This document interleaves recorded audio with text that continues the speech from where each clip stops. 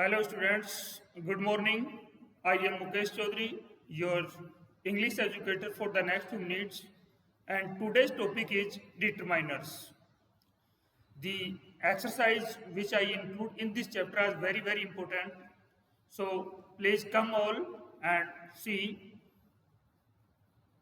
Okay, ये जो exercise हैं ये एग्जाम के लिहाज से बेहद इंपॉर्टेंट एक्सरसाइज हैं और आइए देखते हैं इसके अंदर जो पहला इक्वेशन है ये एक कहावत है और इस कहावत के अंदर हम यूज करेंगे डिटरमाइनर का। ओके, तो आप इसको कीजिए। मैं आपको 10 सेकेंड्स देता हूं, उसके बाद फिर मैं इसका आंसर बताऊंगा आपको। Okay, do it.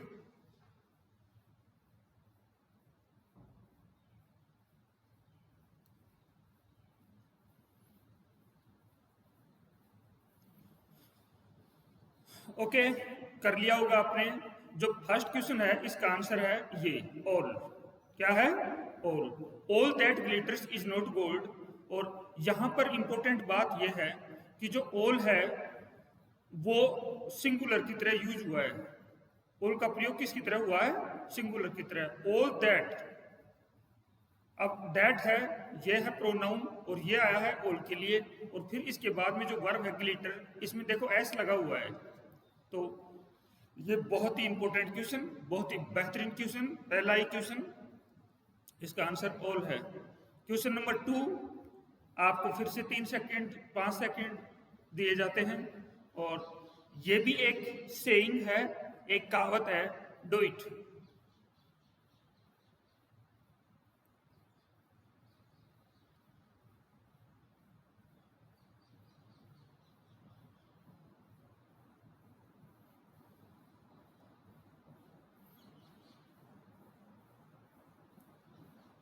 तो फ्रेंड्स, जो सेकंड है इसका भी आंसर ये है, और इसमें जो विशेष बात है वो ये है कि यहाँ पर यूज किया गया लिटिल का। ये एक कहावत है, a little knowledge is a dangerous thing, कि जो थोड़ा सा ज्ञान होता है वो बहुत खतरनाक होता है। अब जो नॉलेज है वो है अनकाउंटेबल नाउन। क्या है? Uncountable noun. और अनकाउंटेबल अगर नाउन है ये, तो इसके अंदर जो डिटरमिनर है वो भी अनकाउंटेबल का ही यूज होगा। ये है इसमें विशेष बात। ये दोनों के दोनों क्वेश्चन कई बार एग्जाम में आ चुके हैं, एयरफोर्स और नेवी के अंदर। क्वेश्चन नंबर 3 आपके सामने, डू इट।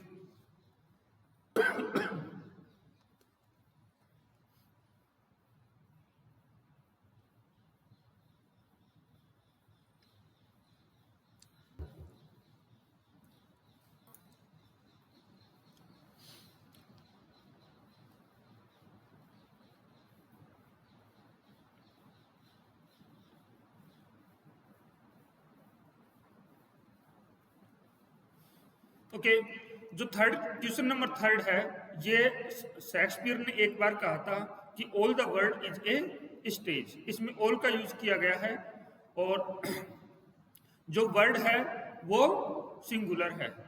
तो अभी आपने देखा क्वेश्चन नंबर, इसके अंदर ऑल के बाद में सिंगुलर नाउन का यूज हुआ है, और देखो ऑल के बाद में अनकाउंटेबल का यूज हुआ है, ग्लिटर्स, ऑल दैट ग्लिटर्स, यानी ऑल का यूज है वो अनकाउंटेबल के लिए हुआ है यहाँ पर।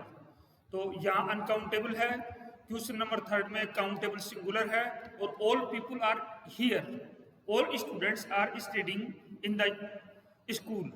तो ऑल का यूज काउंटेबल, सिंगुलर, प्लूरल और अनकाउंटेबल तीनों नाउन्स के लिए होता है। ये इसके अंदर विशेष बात है। तो all the world is a stage, Shakespeare ने कहा एक बार एक नोवेल के अंदर कि ये दुनिया है, ये एक रंगमंच है, हर आदमी आता है और अपना रोल अदा करके चला जाता है। Please sit and eat without hurry. अब इसमें देखिए 10 सेकेंड्स फिर लीजिए आप।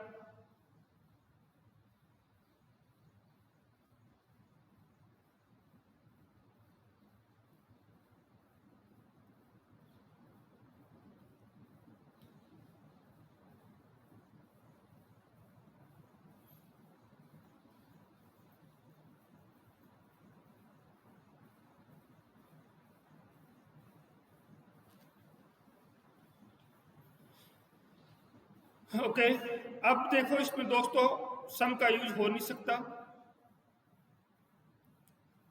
फ्यू का तो बिल्कुल ही नहीं हो सकता, और लिटिल का भी यहाँ नहीं हो सकता। यहाँ पर यूज होगा एनी का, कि हम यहाँ पर एनी का प्रयोग यहाँ पर कर सकते हैं। Please sit and eat without any hurry, यानी बिना किसी जल्दी के आप यहाँ आराम से बैठिए और खाना खाइए। ओके, क्वेश्चन नंबर 4 आपके सामने था, क्वेश्चन नंबर 5 आपके सामने आ गया है।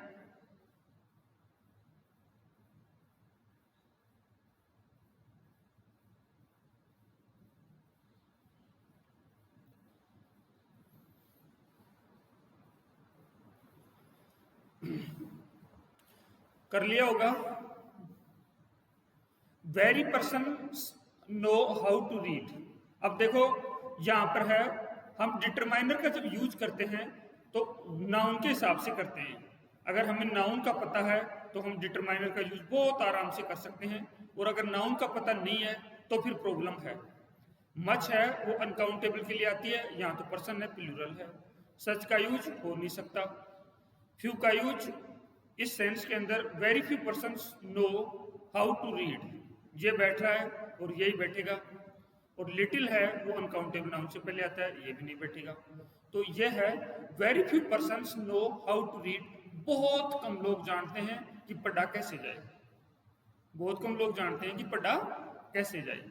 तो दोस्तों डिटरमाइनर्स का यूज तभी अच्छे से हम कर सकते हैं जब हमको 100% क्लियर हो कि नाउन कैसी है। अब आपके सामने एक बहुत अच्छा क्वेश्चन और आ चुका है, आप इसे कीजिए। महेश शर्मा इज एमपी इन और कॉन्स्टिट्यूंसी।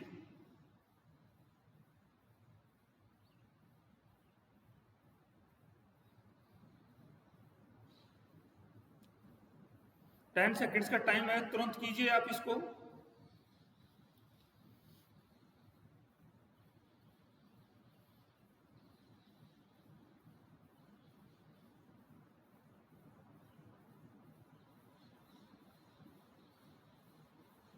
ओके, अब देखो एमपी के साथ में किसका यूज होता है। अब देखो ये कंडीशन बताएगी कि एमपी के साथ में किसका यूज होता है। अब देखो एम और पी, एम और पी। अब एम है, ये है वोवल साउंड, क्या है, वोवल साउंड। लेकिन क्या हम एम का यूज यहां पर कर सकते हैं, नहीं कर सकते। क्यों नहीं कर सकते, क्योंकि एमपी है वो अब आइडेंटिफाइड हो गया है इन ओवर कॉन्स्टिट्यूएंसी। इन ओवर कॉन्स्टिट्यूएंसी, अगर आपने आर्टिकल्स पढ़े होंगे मेरे से तो मैंने स्पष्ट बता रखा है कि कैटाफोरिक यूज क्या है। उसमें नाउन होती है और नाउन के बाद में आती है प्रीपोजिशन फ्रेज। क्या आती है, नाउन प्लस पीपी अगर आ जाए तो इस नाउन से पहले हम दी का प्रयोग करते हैं। तो यहाँ पर ये होगा सेकंड। रीजन इज दैट कि एमपी है वो आइडेंटिफाइड है कि इन और कॉन्स्टिट्यूएंसी, यानी हमारी कॉन्स्टिट्यूएंसी का। ही इज एन एमपी, ये बिल्कुल ठीक है, लेकिन अब ये आइडेंटिफाइड हो गया, इस वजह से यहाँ पर दी का यूज होगा, ए और एन का बिल्कुल भी यूज नहीं होगा दोस्तों। क्वेश्चन नंबर 7 एक कहावत है, इसमें कहावतें बहुत हैं और ये सारी कहावतें हैं ना वो एयरफोर्स और नेवी के एग्जाम में आई हुई है।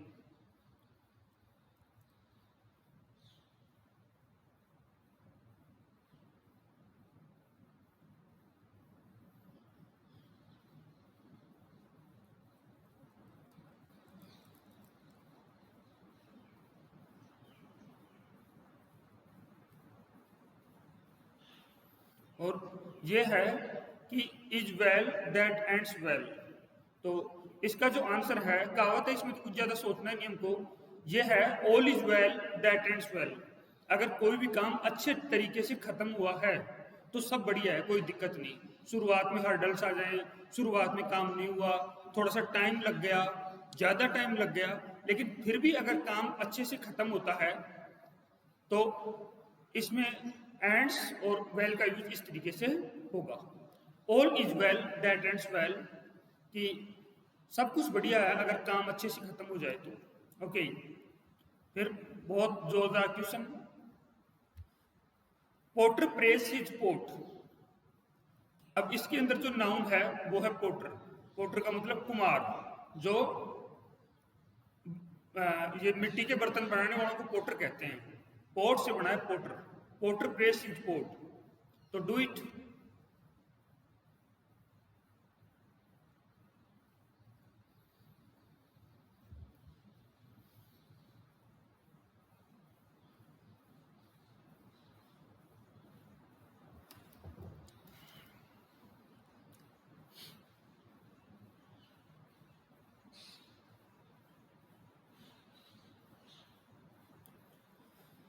इसका जवाब दोस्तों ये रहा आपके सामने, एवरी। एवरी और ईच का प्रयोग होता है और एवरी के बाद में हमेशा नाउन आती है। क्या आती है? हमेशा नाउन आती है, और वो जो नाउन है वो भी सिंगुलर होनी चाहिए। अब एवरीवन का यूज यहाँ हो ही नहीं सकता। एवरीवन का यूज होता तब पोटर नहीं आता, एवरीबॉडी का भी इस तरीके से नहीं हो सकता, और सम का तो बिल्कुल ही नहीं हो सकता, क्योंकि सम के बाद में काउंटेबल अगर आती है तो प्लूरल नाउन आती है सम के बाद में।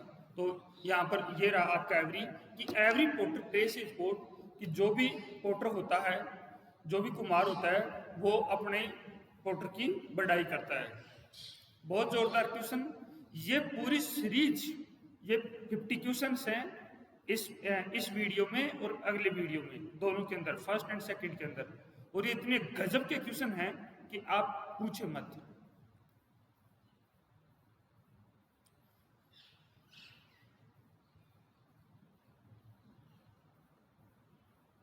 बीस सेकंड में कीजिए आप तुरंत इस क्वेश्चन को।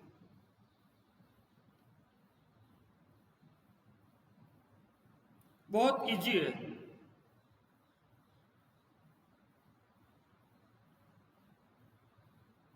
अब इसके अंदर जो आंसर है वो है one flower makes no garland. One flower makes no garland, कि एक फ्लोवर है उससे गार्लैंड नहीं बनती है। अब देखो दोस्तों, वन और एक, मैं आपको पहले ही बता चुका हूं कि ए और एन ये हो गए इक्वल टू वन, यानी मैथ के एक के बराबर। ठीक है। अब ए का तो यूज कब करें और एन का कब करें और वन का यूज हम कब करें?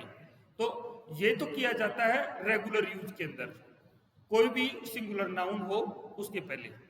एन का यूज वोवल साउंड से पहले।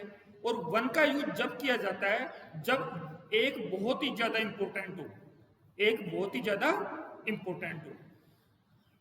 जब हम एक के ऊपर प्रेशर मारते हैं तब हम वन का यूज करते हैं। और यहाँ पर वन इस वजह से आ रहा है कि one flower makes no garland, कि एक फूल से माला नहीं बनती है, या एक है वो बहुत इंपॉर्टेंट है, इस वजह से इसके अंदर वन का यूज होगा। अदरवाइज यहाँ पर एक का यूज भी हो सकता था।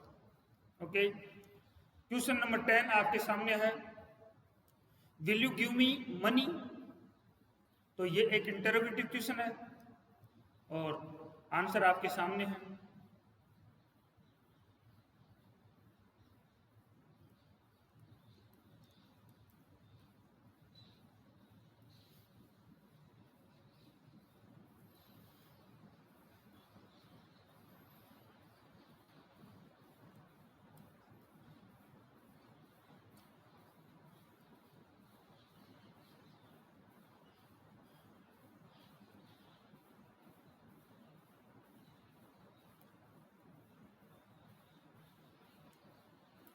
तो इस जवाब है नंबर 4। जब हम क्वेश्चन वाचक करते हैं, देखो एनी का प्रयोग सबसे ज्यादा नेगेटिव में और इंटरोगेटिव सेंटेंस में होता है और क्वेश्चन के अंदर होता है एनी का। तो ये बहुत इंपॉर्टेंट क्वेश्चन है। क्वेश्चन नंबर 11 आपके सामने है, डू इट।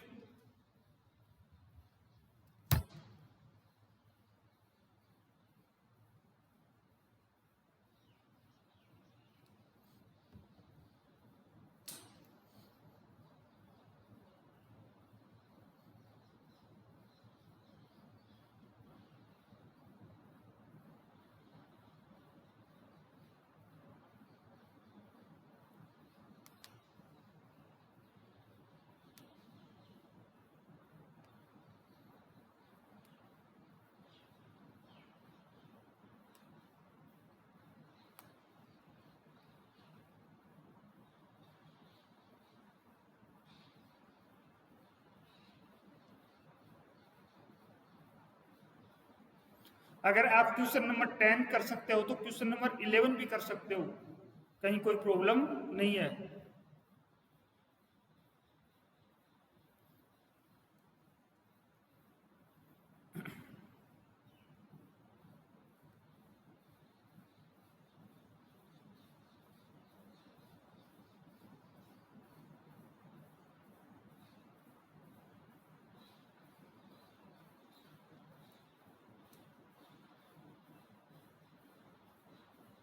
ये भी इंटरोगेटिव सवाल है एक। और is there salt in the pot, is there any salt in the pot, क्या बर्तन के अंदर नमक और है।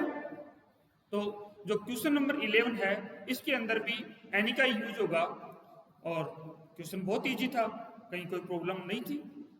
इंटरोगेटिव के अंदर सबसे ज्यादा एनी का यूज होता है। क्वेश्चन नंबर 12 आपके सामने है, have you read a book. ये बहुत ही शानदार क्वेश्चन है, बहुत बढ़िया लेवल का क्वेश्चन है। 10 सेकेंड्स, हर क्वेश्चन में 10 सेकेंड्स ले लीजिए आप।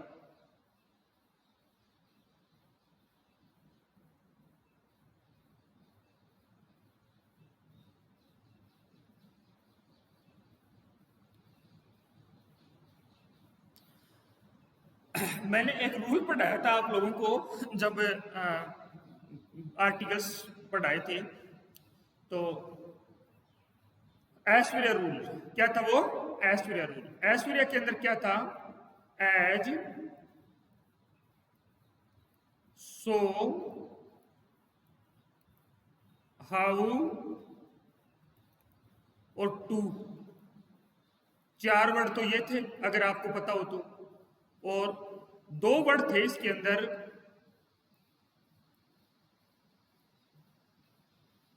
सच ए और वॉट ए, सच ए और वॉट ए। तो ये चारों वर्ड एज, सो, हाउ और टू, TOO, इनके बाद में हम यूज करते हैं एक का। किसका यूज करते हैं, एक का, यानी इनके बाद में होता है। और इन दोनों के भी बाद में हम कर सकते हैं एक, इनके बाद में तो एक का भी कर सकते हैं, एन का भी कर सकते हैं, और कभी कभी अगर अनकाउंटेबल नाउन इनके बाद में अगर आ जाए तो ए और एन दोनों का यूज बिल्कुल नहीं होगा। तो अब इसके अंदर देखो कि क्या आपने इस तरीके की कोई किताब पढ़ी है, तो इसका जवाब है have you read such a book, have you read such a book. यहां पर ए आ रहा है तो ये सच, ये रहा। लिटिल का तो यूज यहां बिल्कुल भी नहीं होगा, अनकाउंटेबल के लिए है। फ्यू का यूज बिल्कुल नहीं होगा क्योंकि फ्यू के यूज के बाद में अनकाउंटेबल प्लूरल नाउन आती है। और एनी का यूज यहां पर हो नहीं सकता क्योंकि यहां पर ए आ रखा है पहले से। Have you read any a book, ऐसा तो हो ही नहीं सकता, तो यहां पर यूज होगा सच का। सच के बाद में ए का यूज होता है। ओके, फिर चलो question number 13, the boys are present today.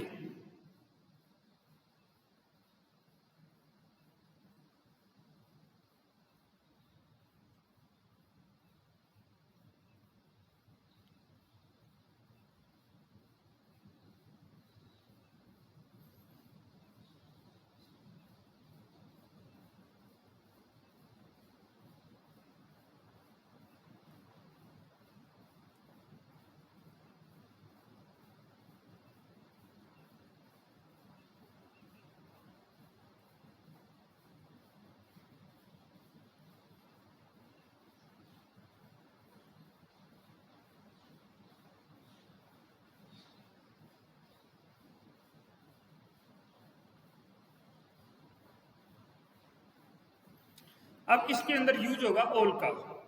किसका यूज होगा, ऑल का। और रीजन इज दैट कि बोथ का अगर हम यूज करते तो इसके बाद में आता ऑफ। क्या आता, ऑफ। इनका तो यूज हो ही नहीं सकता। सेकंड और थर्ड केवल यूज हो सकता है बोथ का, और इसके बाद में हम बोथ का यूज हो सकता था अगर ऑफ आता तो, लेकिन अब आएगा all the students are present today, सारे के सारे स्टूडेंट ही आज उपस्थित हैं। Question number 14, Rajesh is rich to buy a car. बहुत जोरदार क्वेश्चन है दोस्तों, बहुत बढ़िया क्वेश्चन है। कोई भी गलत मत करना please please please.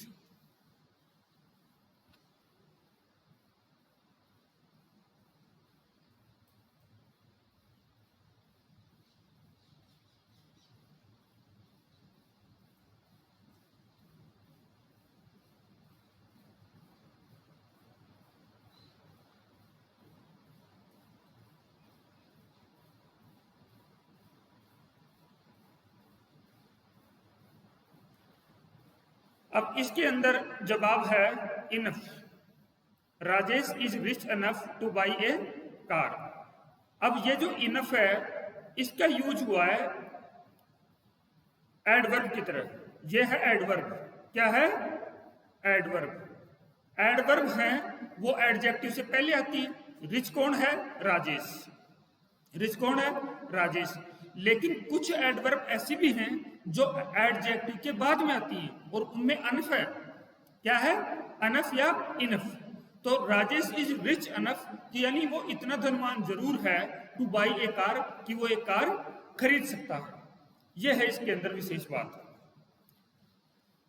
Question number 15।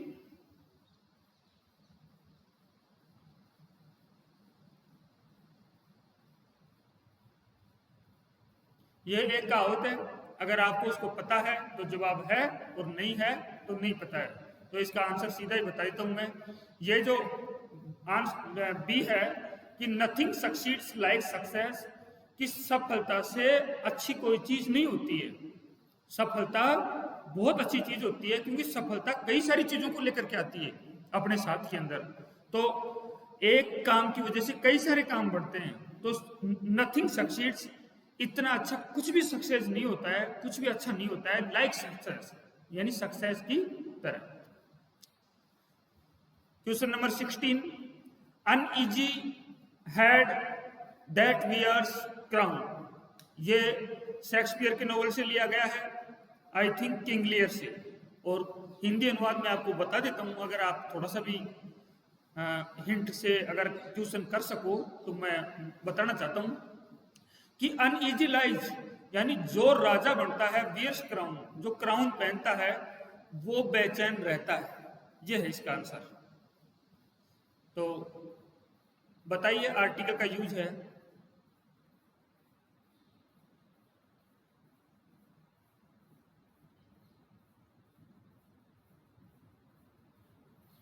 अब ये दोनों के दोनों आइडेंटिफाइड हैं और इसमें यूज होगा दी का, कि uneasy lies the head that wears the crown, कि जो अनईजीनेस है वो वहां रहती है।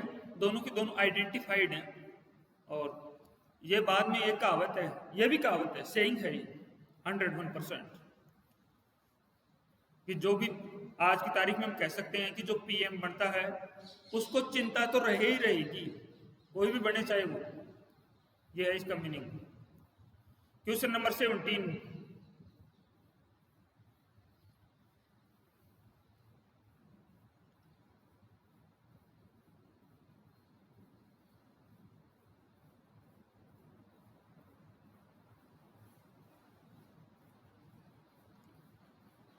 इजी है। आप तो मेहरबानी करके इसमें डिग्री का यूज कर लो। और डिग्री का यूज मेरा मार्कर पहले से सही जगह टिका हुआ है कि study is more important than exercise. Study is not, no no no no no no no no, दोबारा देखो इसको। Study is not important than exercise, ये है। और इसमें क्या आएगा?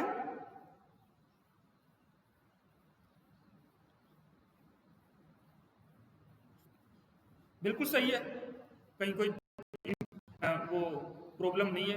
ये दैन आ रखा, अगर दैन आ रखा तो सीधी सी बात है ये कंपेरेटिव में जाएगा कि study is not more important than exercise, कि एक्सरसाइज ज्यादा इंपॉर्टेंट है बजाय स्टडी की। बात बिल्कुल सही है, क्योंकि एक्सरसाइज से आदमी स्वस्थ रहता है, जिंदा रहता है। वो जिंदा रहेगा तभी तो पढ़ेगा। और कोई आदमी पढ़ने के लग रहा है लेकिन वो स्वस्थ ही नहीं है तो फिर वो कैसे पढ़ेगा? तो इसमें ये बात कही गई है। क्वेश्चन नंबर 18 आपके सामने है। He started learning piano at age of 10। बहुत ही जोरदार क्वेश्चन है दोस्तों, प्लीज गलत मत करना इसको, आप कर सकते हो इस क्वेश्चन को बहुत आराम से।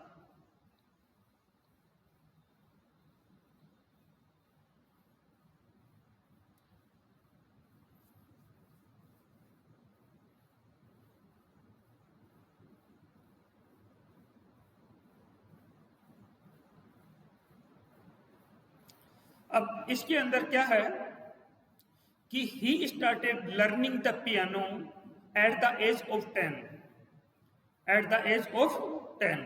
अब इसके अंदर जवाब है fourth, he started learning the piano at the age of 10। अब देखो एट दी, अब इसके अंदर यूज क्या कर रहे हैं हम, यहां पर दी का क्यों कर रहे हैं, क्योंकि ये रही नाउन एज, और एज के बाद भी प्रीपोजिशनल फ्रेज, वही कैटाफोरिक यूज। और पियानो के साथ में तो हम दी का यूज करते ही हैं, लेकिन कभी कभी पियानो के साथ में दी का यूज हम नहीं भी करते हैं। तो वो कौन सी जगह है जहां पर हम कोई भी म्यूजिकल इंस्ट्रूमेंट के पहले दी का प्रयोग नहीं करते हैं? अगर वर्ब ये हो, जैसे एक तो होता है बाई, क्या बाई यानी खरीदना, सेल यानी बेचना, और एक और इंपॉर्टेंट वर्ब बता देता हूं मैं आपको, गिफ्ट। अगर आपने किसी को गिफ्ट में दिया है, जैसे I gifted A piano, I sold A piano, I bought A piano, मैंने एक पियानो खरीदा, बेचा और गिफ्ट दिया। इन तीनों जगह पर म्यूजिकल इंस्ट्रूमेंट के साथ में दी का प्रयोग नहीं होता है, बाकी के साथ में खेलने के अर्थ में होता है, चलाने के अर्थ में होता है। क्वेश्चन नंबर 19 आपके सामने है,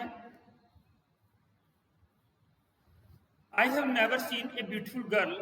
ये दूसरी बार क्वेश्चन आया है दोस्तों, और मैं आपको थोड़ा सा इसमें करेक्शन करना चाहता हूं कि ये जो ए है ये यहां नहीं है, इसको यहां मानो आप, और ये आपका यहां पर बढ़ना है आपको।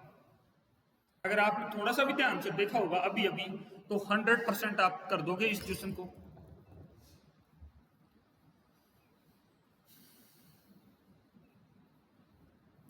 तो सीधी सी बात है, I have never seen such a beautiful girl, I have never seen such a beautiful girl, इसमें सच का यूज होगा, और सच का यूज मैं भी आपको बता चुका हूं। क्वेश्चन नंबर 20 आपके सामने आ चुका है, she doesn't have patience with young children, she doesn't have patience with young children, यानी वो जवान बच्चों के साथ में उसका कोई धैर्य नहीं है, वो धैर्य नहीं रखती है, उसको गुस्सा आ जाता है, यह है। तो इस तरीके के काफी क्वेश्चन हो चुके हैं अभी अभी, अगर आपने थोड़ा सा ध्यान दिया है तो कर दोगे आराम से। नेगेटिव है तो सम और फ्यू कार, ए फ्यू का तो यूज इसमें हो ही नहीं सकते, तो बच गया एनी, सिंपल सी बात है दोस्तों। क्वेश्चन नंबर 21 आपके सामने है, ये क्वेश्चन अब की बार एयरफोर्स में आया था, बस यहां पर शुगर की जगह लिखा हुआ था मनी।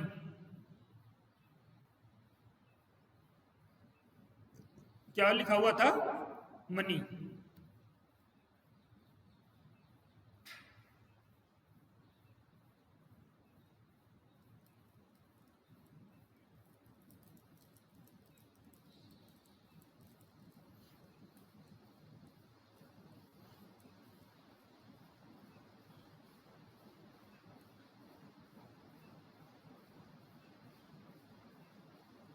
तो बहुत स्पष्ट बात है, how much money, how much sugar did you put in my T, आपने मेरी चाय के अंदर कितनी शुगर डाली, तो हाउ मच, तो इसका जो जवाब है वो पहला ही जवाब है। मैनी का यूज तो हो ही नहीं सकता, अनकाउंटेबल नाउन है। ऑफन एडवर्ब है, जो लिटिल है वो यहाँ फिट नहीं बैठ रही। हाउ लिटिल शुगर, ये तो जीरो हो जाएगा एकदम से लिटिल में, तो ये हो नहीं सकता। तो ये सीधा सा क्वेश्चन है, यही क्वेश्चन आपके एग्जाम में आया इस साल। वुड यू लाइक टी और कॉफी, ये एक जोरदार क्वेश्चन फिर से आ गया आपके सामने। क्वेश्चन नंबर 22 इंटरोगेटिव है,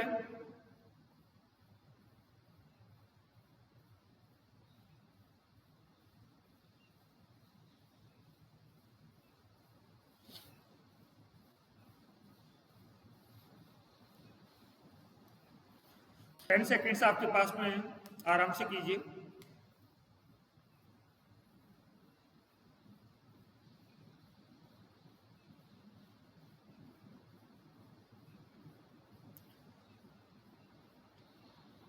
अब इसमें दोस्तों देखो, इसमें दो बातें हैं कि अगर इस क्वेश्चन के बीच में किसी तरीके का डिटरमाइनर नहीं रखा जाए तो भी ये क्वेश्चन गलत नहीं है। ऐसा भी हो सकता है कि वुड यू लाइक टी और coffee, would you like T और कॉफी, क्या आप टी और कॉफी में एक चीज लेना पसंद करोगे? अब एक इसका बनता है कि would you like any T और कॉफी, क्या मतलब अब थोड़ी सी संभावना होगी दूर की इसके अंदर कि क्या आप मतलब कोई कॉफी या टी लेना पसंद करोगे आप? तो इसके अंदर एनी का यूज होगा और बाकी के यूज तो असंभव है इसके अंदर। तो देखो एनी के यूज काफी आ रहे हैं इंटरोगेटिव के अंदर और नेगेटिव के अंदर। एनी का यूज अफर्मेटिव सेंटेंस में नहीं हो सकता। इवन मच और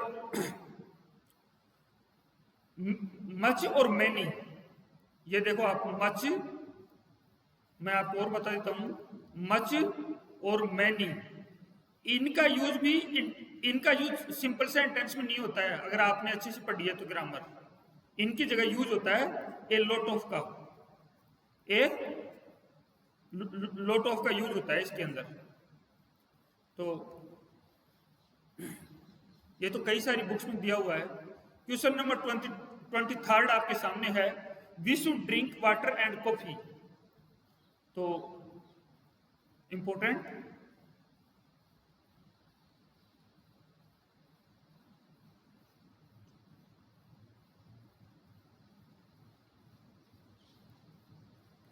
करो।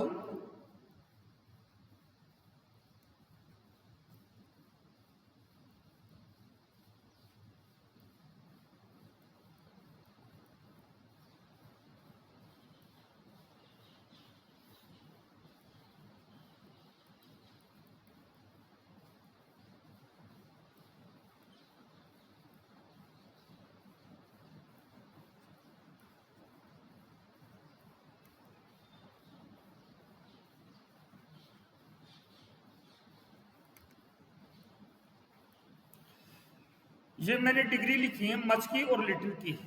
मच, मोर, मोस्ट, और लिटिल की डिग्री बनती है लिटिल, लेस और लिस्ट। अब इसका जवाब है we should drink much water and less coffee. तो अगर दोनों के अंदर ये हम यूज करते हैं तो कंपेरेटिव है। क्या है? कंपेरेटिव है।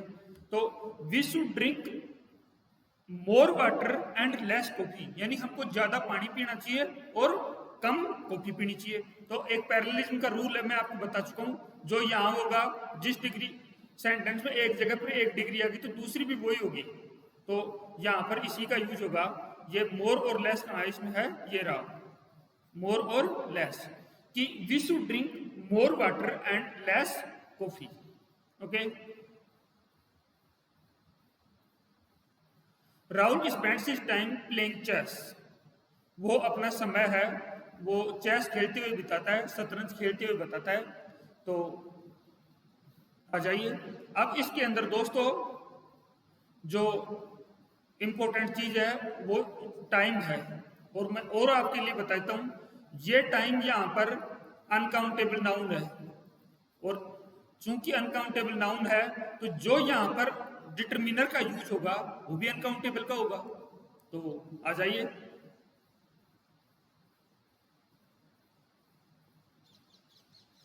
यार शुरुआत में देखने से स्पष्ट लग रहा है। मैनी का use countable plural, large number का यूज काउंटेबल प्लूरल, फ्यू का यूज काउंटेबल प्लूरल, बच गया एक ग्रेट डील ऑफ। यही आंसर है आपका, सीधी सी बात।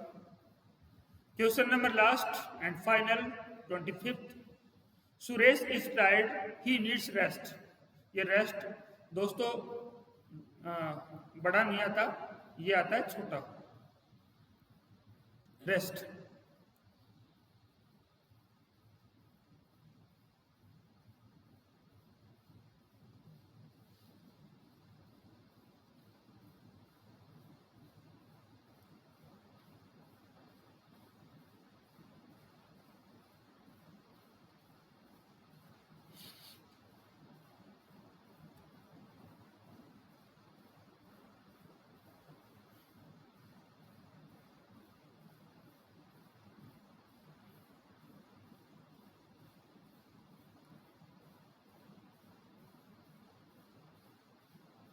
वही बात, जो रेस्ट है वो अनकाउंटेबल नाउन है। जब देखो अगर आपको डिटरमाइनर करने हैं तो आपको नाउन का पता होना चाहिए, बहुत ही स्पष्ट बात है। अगर नाउन के बारे में आप नहीं जानते तो डिटरमिनर और आर्टिकल किसी भी सूरत में सही नहीं हो सकता। Countable plural, countable plural, countable plural, बच गया प्लेंटी ऑफ, सीधी सी बात है, यही थर्ड इसका आंसर है। He needs plenty of rest. Okay, thank you students very much joining for this session. और अब हम आपके लिए इसी तरीके की एक्सरसाइज जब तक कि आपका एग्जाम हो नहीं जाता है, एक्सरसाइज आपके लिए लाते रहेंगे और इम्पोर्टेंट एक्सरसाइज लाते रहेंगे। ऐसे नहीं काम चला और इस तरीके की बढ़िया एक्सरसाइज ये मैं खुद बना रहा हूँ और जितनी भी हो सकती हैं सारे टॉपिकों की अपना एक्सरसाइज लेकर के आ रहे हैं। तो again thank you very much, thank you.